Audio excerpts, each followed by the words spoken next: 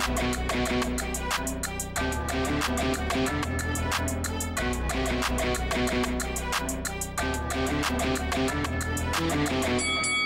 guys, welcome to Boxing Squared for boxing news and views from around the internet. Hughie Fury moves on after he gets a win over Christian Hammer in the United Kingdom. So this fight, which was on the undercard of Savannah Marshall's title fight card on Sky, it was a boxer card. Not a bad fight actually. So this wasn't the co-main event, it was sort of mid-card, just before Chris Eubanks' fight. But actually a decent performance by Hughie Fury. And I think we saw a few things in here that obviously a lot of people have been wanting to see. But at the same time, and they mentioned this after the fight on the commentary, there's just something a little missing there for Hughie Fury, but we'll get to that. But overall, the fight was more entertaining than I was expecting. And part of that, for my sort of analysis on this, was because Christian Hammer didn't respect Hughie Fury's power. So he was more willing to trade with Fury, try to come and go after him, you know, let his overhand right go, try to work away to the body, get to the inside. And that sort of made for a more entertaining fight than I think a lot of us were maybe expecting, because Christian Hammer, I mean, let's just put aside Hughie Fury in the past has been criticized for his style of fighting. Christian Hammer can make it really awkward and make fights into stinkers. And in terms of recent performances against known fighters, you know, names, that sort of stuff, say Hammer had fought Tony Yoka, this was, what, in the past year, and it was just an ugly sort of fight. But you could see in that Yoka had Hammer's respect and Hammer was wary of the power. But because he wasn't so much fearing what was coming at him, it made for a better contest, a more sort of entertaining fight than I was expecting. And that was good because Hughie Fury was trying to be more aggressive. So there was less of the sort of, you know, trying to pickpocket the fight from the outside and jab and move and throw the odd right hand. And just on the right hand, I think Hughie Fury certainly is trying to throw that right hand straighter. There's less of the sort of slinging right hand coming in.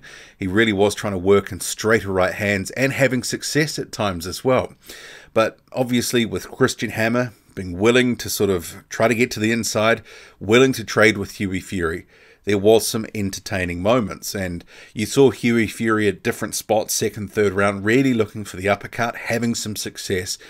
And overall, while it wasn't like, you know, like the best thing ever, Hughie Fury put in a credible performance. He was dominating in round 5, and I guess in retrospect, maybe Christian Hammer sort of going more all out in that round sort of gave away after it because he retired. He had a bicep injury that obviously he was sort of, it was a last-ditch effort going for broke, and he had some success. He did catch up with Hughie Fury in some of their trading in that round, landing the right hand, and he caught Fury with some good shots earlier in the fight. There was one notable left hook earlier as well, part of a combination that landed.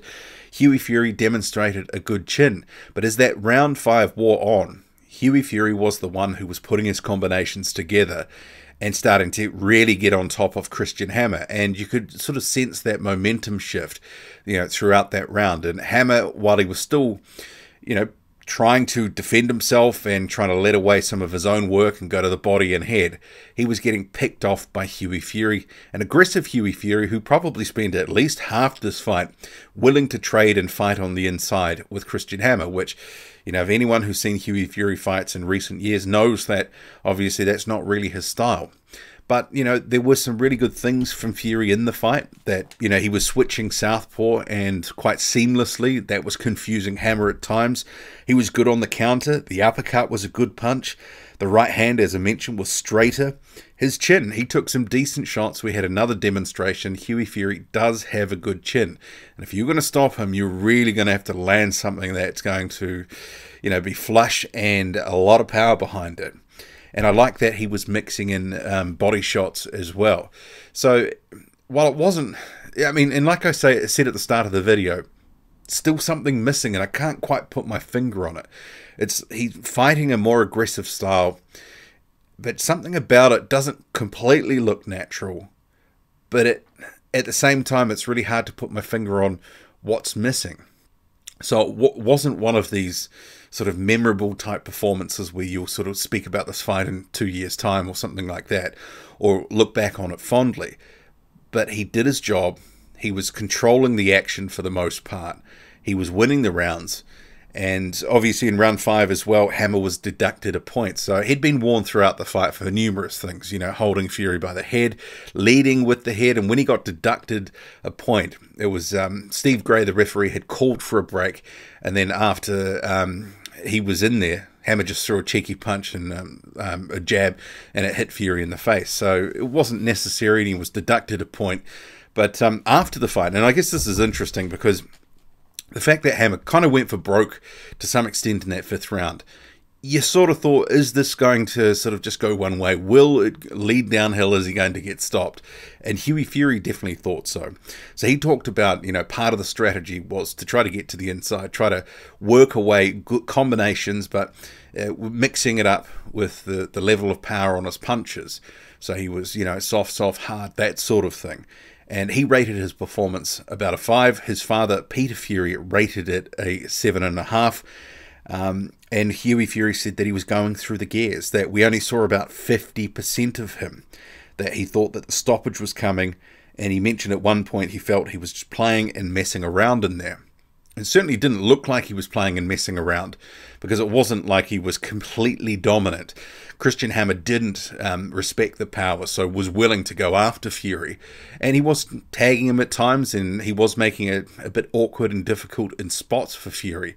But ultimately, Hughie Fury gets the win here. He was in control for the most part.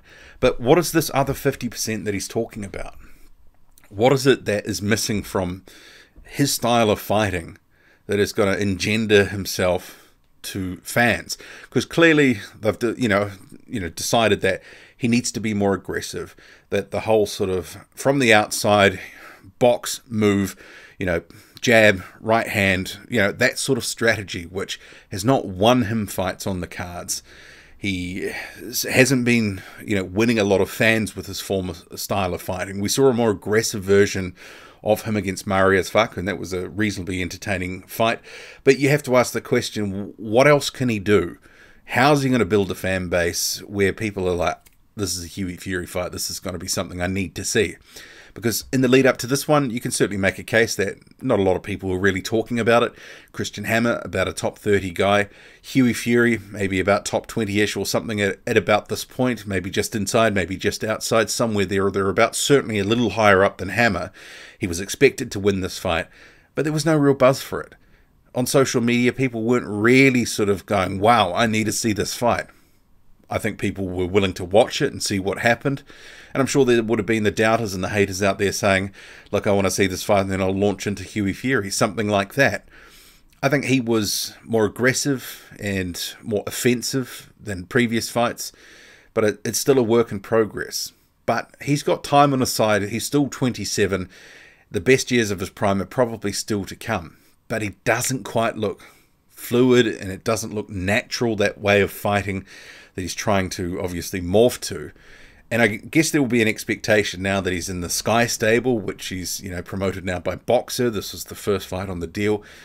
They're probably, you know, saying, look, this is the entertainment business, Hughie. You need to go out there and not just perform and win, but there has to be something to make fans want to see you.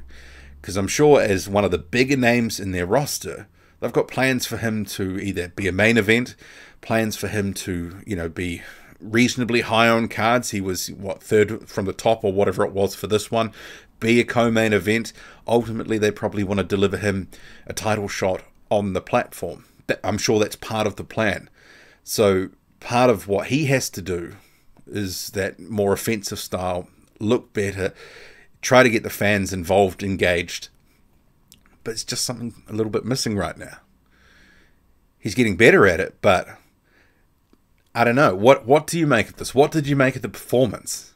Can Hughie Fury kind of go against the grain and become a fighter that we want to see in those sort of more entertaining? I mean, this was quite scrappy. You know, it was definitely spots of action and trading, but it wasn't a firefight or anything like that. But he certainly was more offensive. It was a decent performance, but it was still one of those performances that it was like, yeah, okay. And what? Anyway, we'll leave it there. Let me know. I mean, I know some people will think that perhaps I'm being too generous to him. And then I'll have other people, I'm sure, saying that I'm being too tough, that he's just a baby, that he's still developing, and that he's trying to transition his style. But we have heard these things for years and years about what Hughie Fury can and can't do. And I mean, I don't necessarily think we've seen huge improvements in recent years, but you let me know what you think. Drop a comment, loud and often. Hit like, hit subscribe, follow me on Twitter, boxing_squared. I'm out.